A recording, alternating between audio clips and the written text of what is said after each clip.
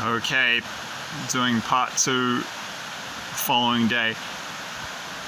Picking up where I left off, I meant to say, before it got cut off, I have to do this in 2 parts. You'll have to forgive that fact. Obviously, ideally, I would do it all in one video that would be, 10 to 15 minutes long, but I'm just operating within the restricted confines and parameters of a very challenging life, of an extremely, insanely challenging life situation. Though, good thing to remember for any viewers, God never gives you a test you cannot pass. So just always remember that piece of wisdom when things get tough. They're pretty tough at the moment, and that's why. So I just don't have the ability, technical capacity to. Yeah, my phone is full up with files. I'm not even sure what some of them are. They're just like operational files, and I don't. I can only clear so much space, so I have to break some of these videos up into 2. I know that's not ideal, but I'm just doing the best I can. I did feel the need to point that out. All right, so. Yeah, we'll see how I go, but if, as I hope, the channel develops and evolves in the future, there'll be some money flowing into the project, and production value will go up, and this one will no longer be a problem and an issue. You won't get one parts 1, 2, and 3. You'll just get one video. Okay, yeah. So as I said at the end of the last video before it got cut off, I meant to say, outgunned and outlogisticked, if that's a word. Pretty sure that's not a word, but. Yeah, the Russian supply chains and the Russian industrial capacity in terms of their manufacturing base will just dwarf anything that we have on the side of the West in this war. And that was what as I said, the empty, flat railway wagons. And it was a long train of railway wagons. They would have been moving at 50 or 60 kilometers an hour. That's around 30 to 40 miles an hour, and they were all empty. And there was this tall, Nordic-looking man who was clearly Scandinavian. He was about 6'3", looked about 38 years old. He had blonde hair, striking light clear blue eyes. And actually, something I forgot to mention in the first part, he had an eye patch on his left eye. And he actually looked like a character called Skut from the comic book series from the early to mid-late 20th century Tintin, which was written and created by the Belgian author and artist Hergé. Well, that was his pen name. His real name was Georges Remy. And yeah, big fan of Tintin ever since I was a kid.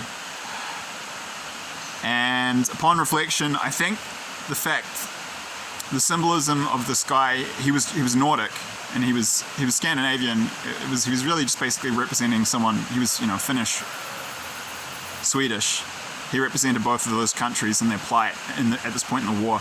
But looking back, the fact that he also looked like Skut, that was a kind of a oblique sort of diagonal reference to the fact that the same kind of stuff is going, the same fate, or at least a similar fate, will befall the Baltic states, so Lithuania, Latvia, and Estonia. So that's what that symbolism was saying, I think. I mean, because for sure they're going to get taken over as well. So it makes sense, right, that they would meet their fate in a similar way.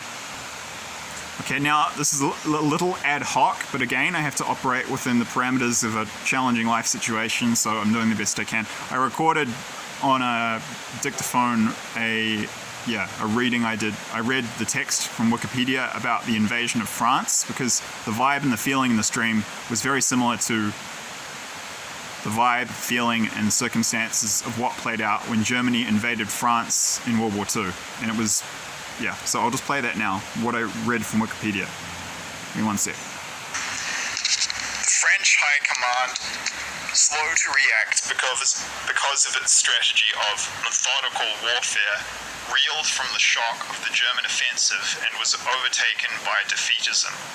On the morning of the 15th of May, French Prime Minister Paul Reynaud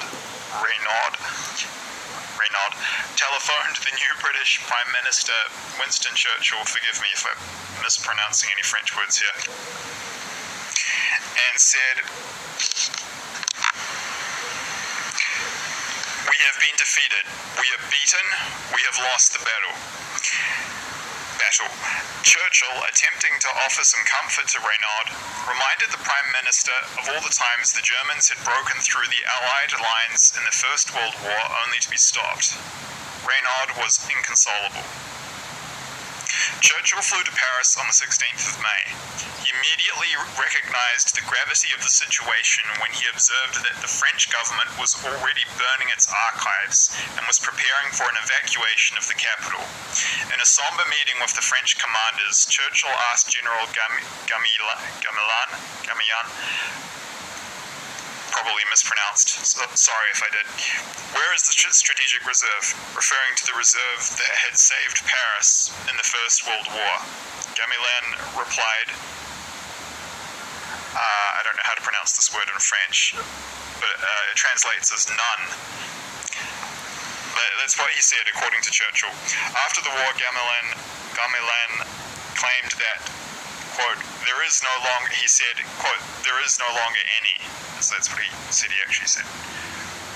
Churchill later described hearing this as the most shocking moment in his life, which is saying something, because that guy had a crazy, wacky life, full of adventures, and yeah. So for him to say that is quite something.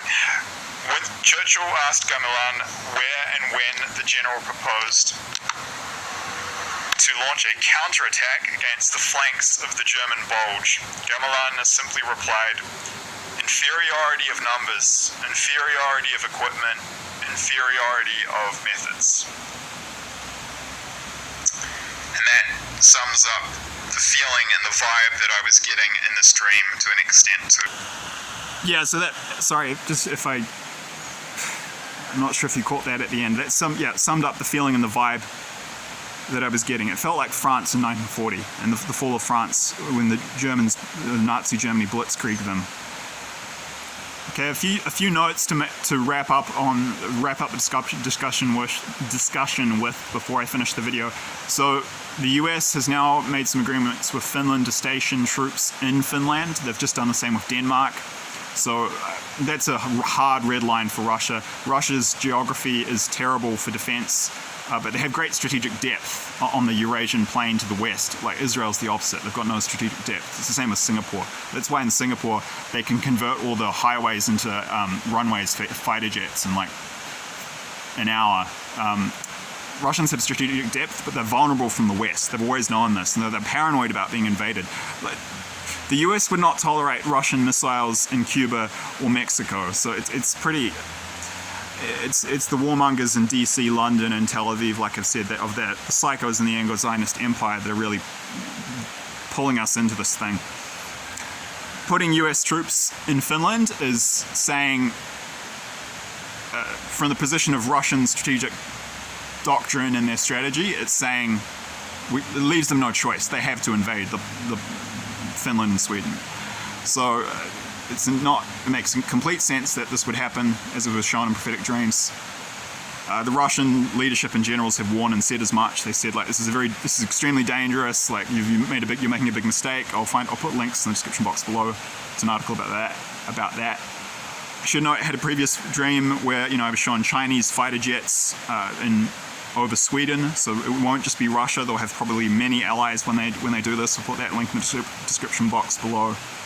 It's also a dream from Mike Griffiths from New Zealand. I think it's still up. If it is, I'll put the link in the description box below. He was showing a similar thing in World War III, absolutely desperate fighting in these Scandinavian countries. He was showing them running out of ammo and using bows and arrows and swords. It was just insane. Okay, I'm going to have to do a part 3 to finish this off. There's still a little more detail to go. This is about to get cut off, but